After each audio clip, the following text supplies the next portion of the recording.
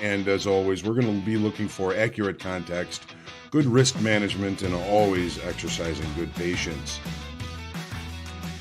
Anytime you're talking about fundamentals in a market and direction, fundamentals take a little bit of time to play out. We got crude oil today, kind of trading yesterday's value area really nicely, low to high. That's what we're here for, is to put ourselves in the best success. A trading routine does that, builds that habit, lets you know what to work on, what to reflect on, and what to improve on the next day.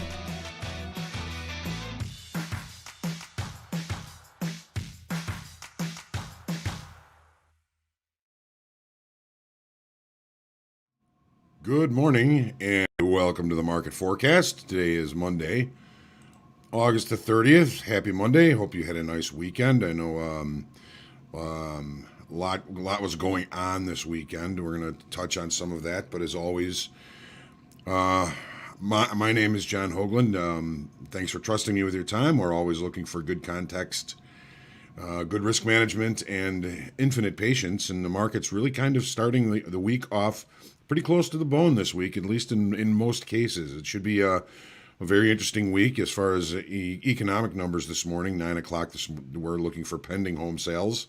9:30, Dallas Fed Manufacturing Survey.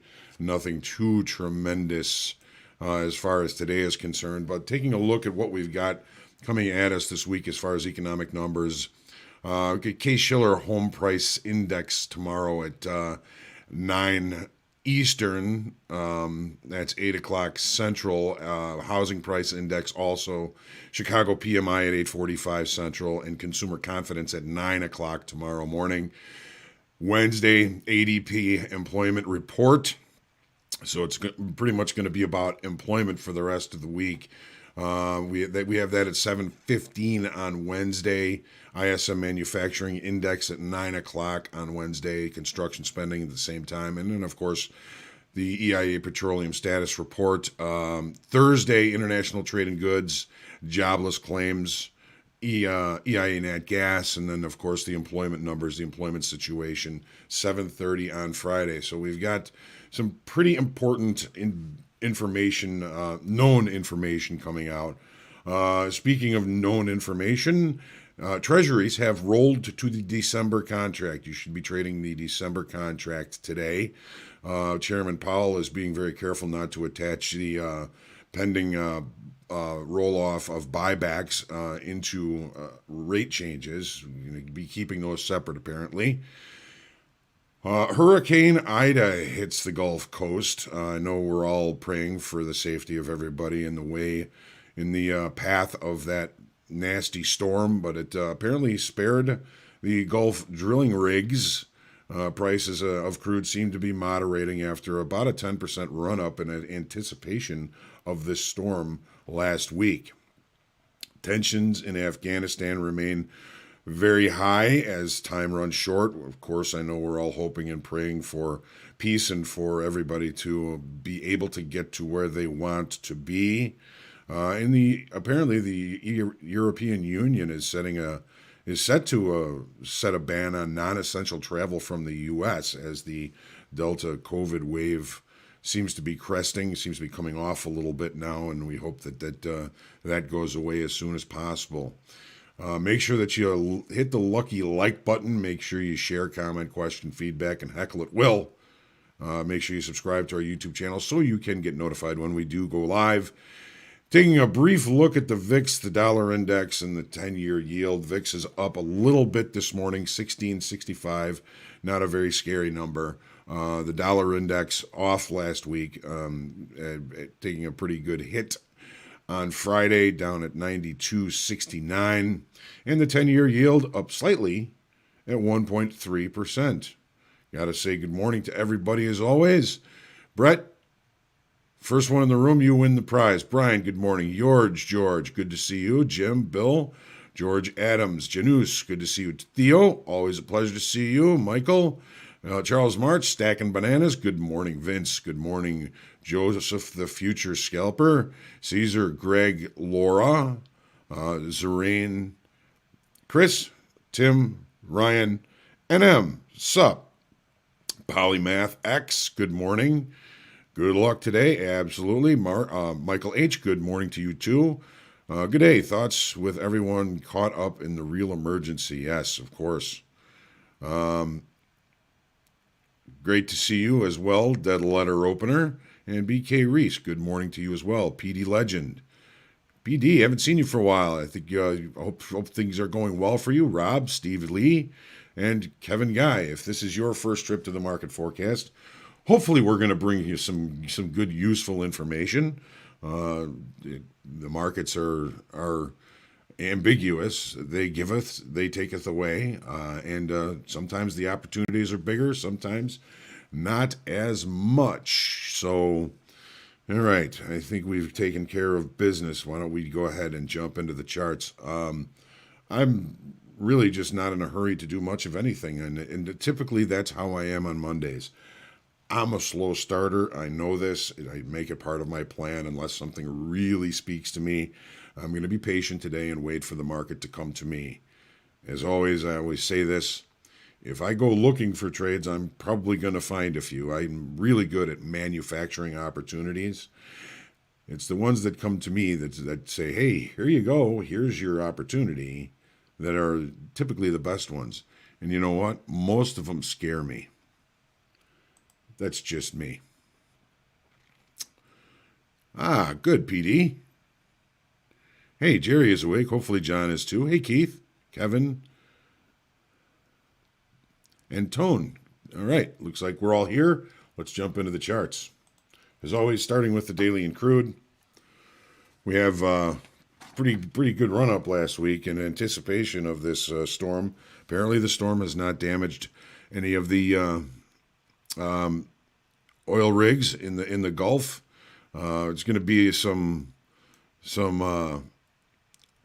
probably some supply delay as things settle down and we get things back and online.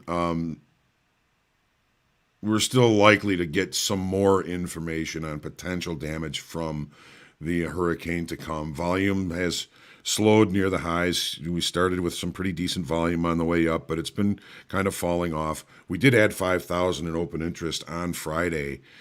So that's an indication, hey, you know what? We were pretty scared on Friday about how this hurricane was going to go. Now we're overlapping to higher in range. And that's, we're again kind of cutting off volume at higher levels. I think we need to see some new business, some new buying come into this market to see anything further beyond weekly kickoff high, which this week is 69.80 weekly kickoff high, weekly kickoff low 62.80. There's a lot of space in here where we can just do a lot of volatile moving around without changing market state that much. It's going to make it maybe a little bit of a more challenging week. Open interest last week ended up just about even. We lost a bunch of open interest. We added some open interest in the last 3 days of the week, but if we look at all of it, it's just about even with the 5,000 we added on Friday. Take a look at the 30-minute chart.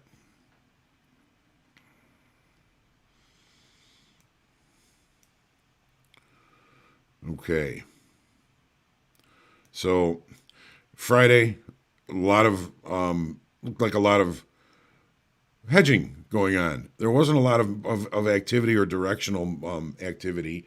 We opened with a gap. We couldn't close the gap, but it didn't bring us any really big opportunities to the upside either, even with a 5,000 contract increase in open interest. Settlement is 68.74. Put that on your charts.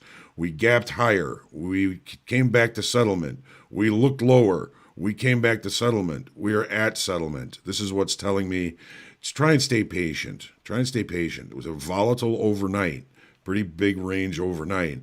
But the fact that we are just kind of hanging back here at value and basically point of control says, be patient. Something better is likely to come up. Fred, I see your comment here talking about being a slow starter on Mondays. I want to be a slow starter too. I've had started many weeks by digging a hole, and you know what? That's true. I mean, we're all rested and ready for the week. We're excited. We're just in anticipating the opportunities that we're going to have this week. And it's easy to kind of get ahead of ourselves. If I miss something on a Monday, I'm okay with that. I know I've got all week with which to finish this chapter. Today is a page or two. The week is a chapter. The book is the year. So I'm looking at just the very beginning of this week's chapter, and I tend to do the same thing, Fred. I get a little ahead of myself, and I start digging myself a hole. So I'm going to stay patient, and I think the market is basically saying we can be patient this morning. This is probably the most volatile market we had last night.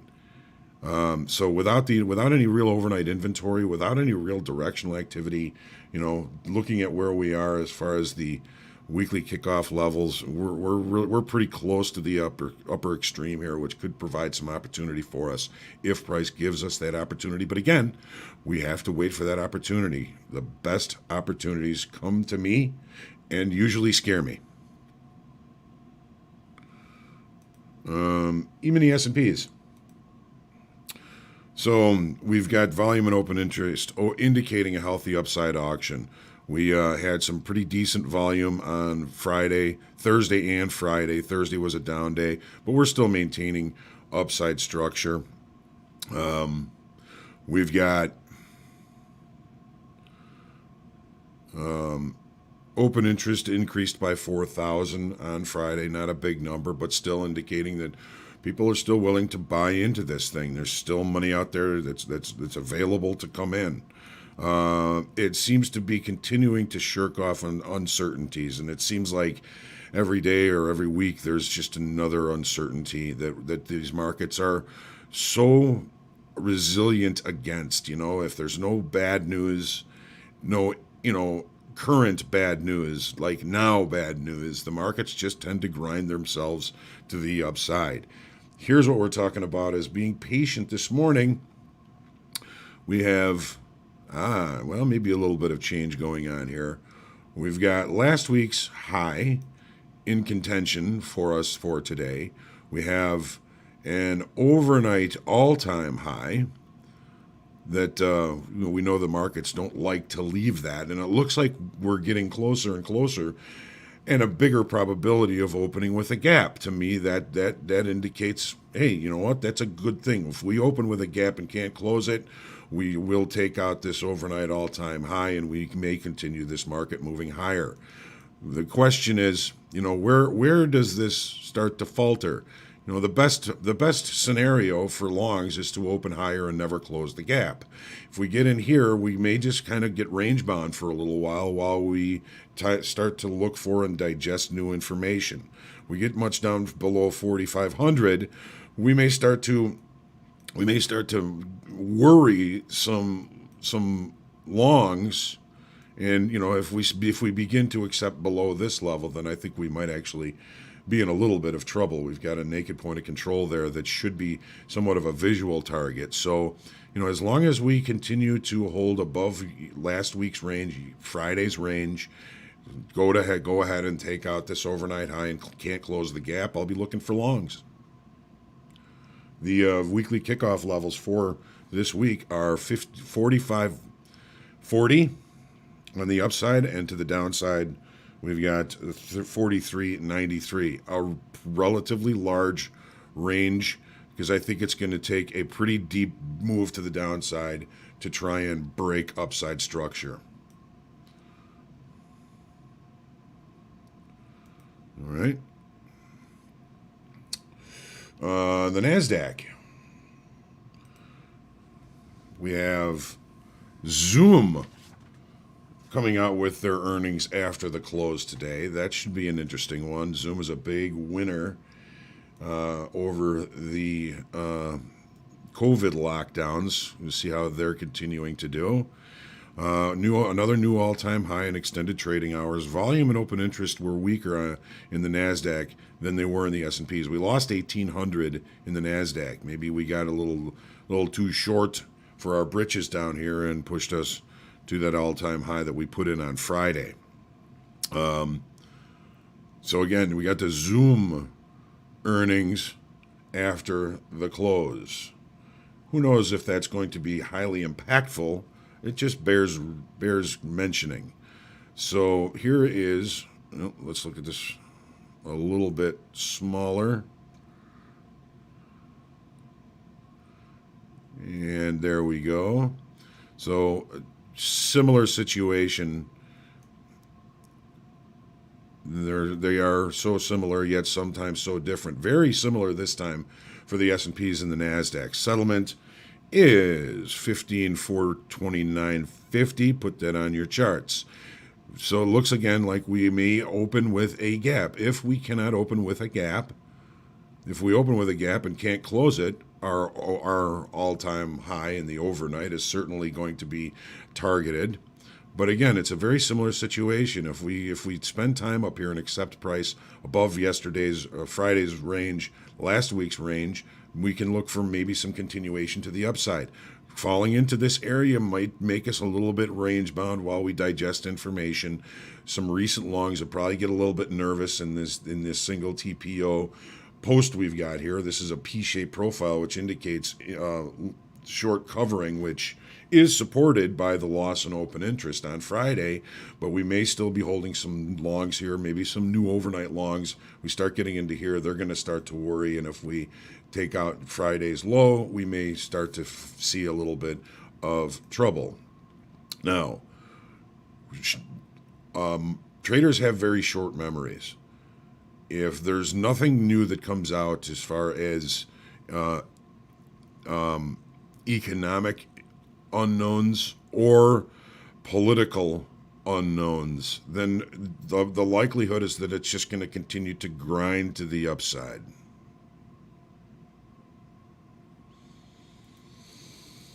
Gold. Good volume on Friday. We added open interest. Some little boost from dollar weakness.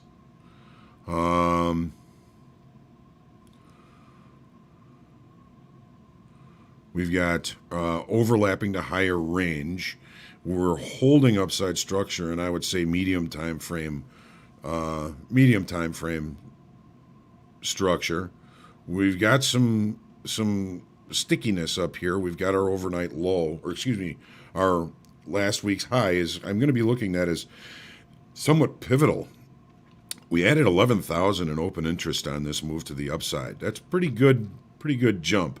And it should be that way because we kind of broke out of a longer term trend line here. This trend line has been resistant.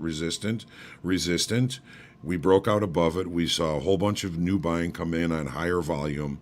That's good for the upside auction if it does continue that way.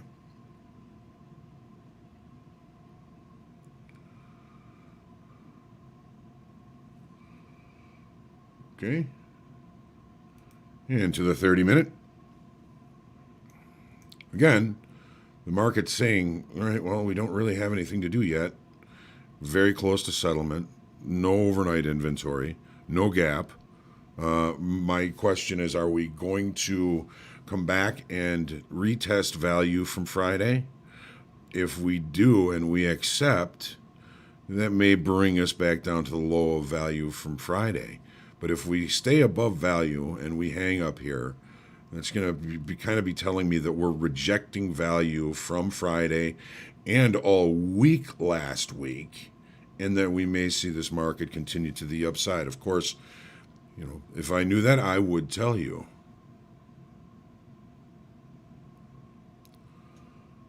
But nobody does. And nobody can say 100% positive that any of these things are going to be true. All right. Let's look at the euro real quick. So the same breakout in the euro as in gold. The longer term trend line, we broke out to the upside. We had an increase in volume and lost open interest. Still too many shorts in this market.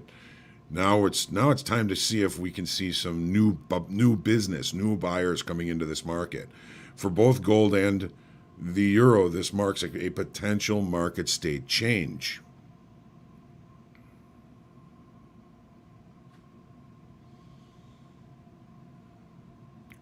So last week's high, just like I think in our equities, is somewhat pivotal today. We're gonna want to see this market get above there and hold above there to attract new business.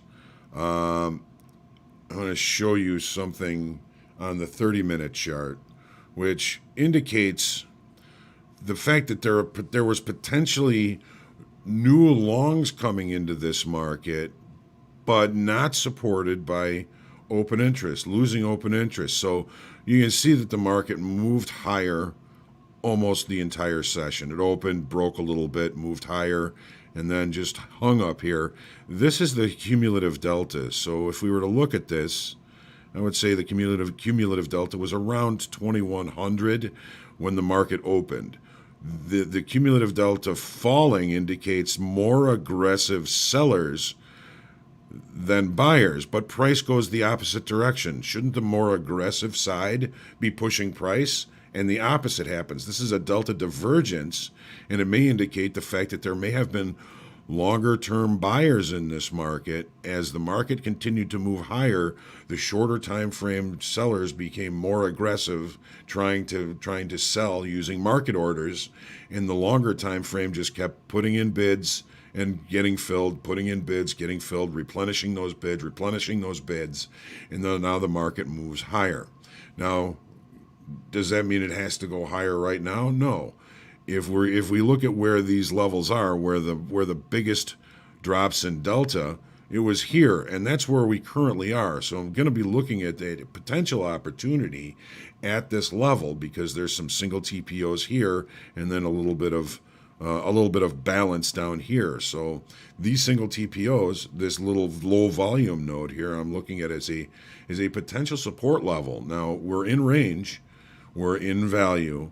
It doesn't look like there's any reason to be in too much of a hurry, but if I'm looking at where it looks like the buyers came in on Friday, it's giving us an opportunity down at that level now to limit the risk as well. But here in value, anything is possible, but I'm kind of liking this level here because again, I can limit the risk, and the delta shows me where potential longer term buyers came in to buy it on Friday. Would they be present again today? And the 10-year, don't forget, we are trading the December contract now. It's about a 19-tick discount to December from the September contract. Volume and open interest is certainly blurred by open interest by the rollover. We lost 167,000 in open interest on Friday on an up move, but that doesn't mean much. This is short time frame controlled. Our longer time frame traders, without any major changes in interest rates, are more interested in getting a cheap rollover. They want to buy the bid or sell the offer on whatever side they want to do. And if they're legging, of course, they're going to try and beat the spread. But it takes a lot of energy and a lot of concentration for them to do that. So I'm looking at this as a short time frame controlled market right now, and we've got pretty good space. We're pretty centrally located between these weekly kickoff levels. And take a look at the 30. All right.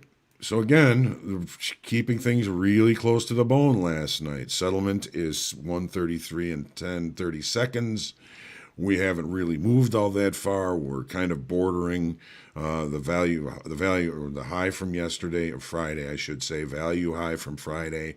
Settlement, just kind of wandering around here. I don't see anything that is telling me that there's any urgency really to get involved here. Again, remember, it's switch day, it's rollover day. It's going to be a lot of spreads, a lot of rolling over, a lot of kind of jockeying for position if you're going to be legging the spreads. So I'm going to probably keep a one eye or a small eye or something on this market and be focusing on some of the other products that I look at today. So Had some good comments and things going on here.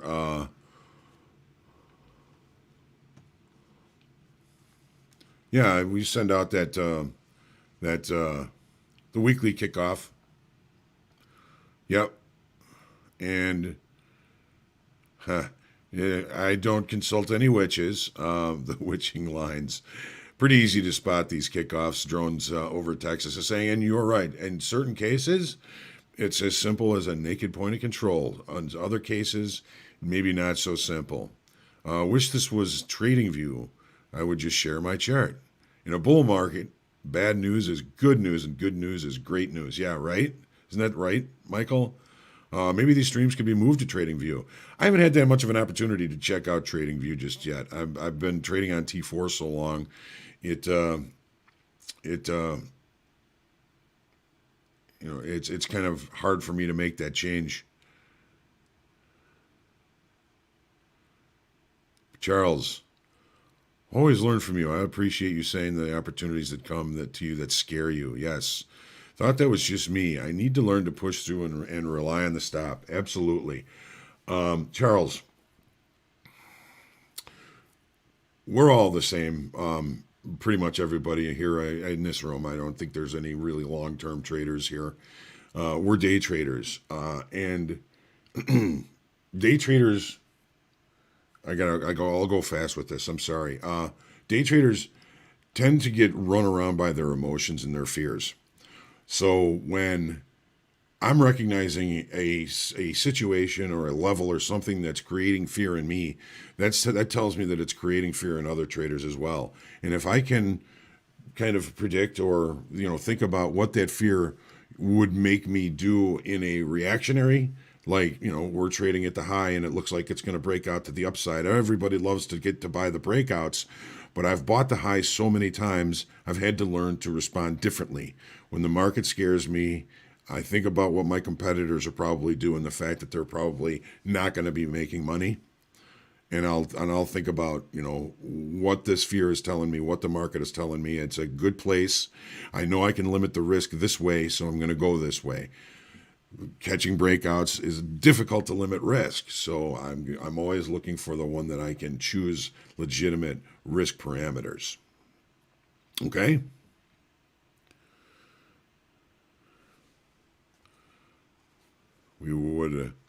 I'm going to check it out, Drones. I appreciate you letting me know about that.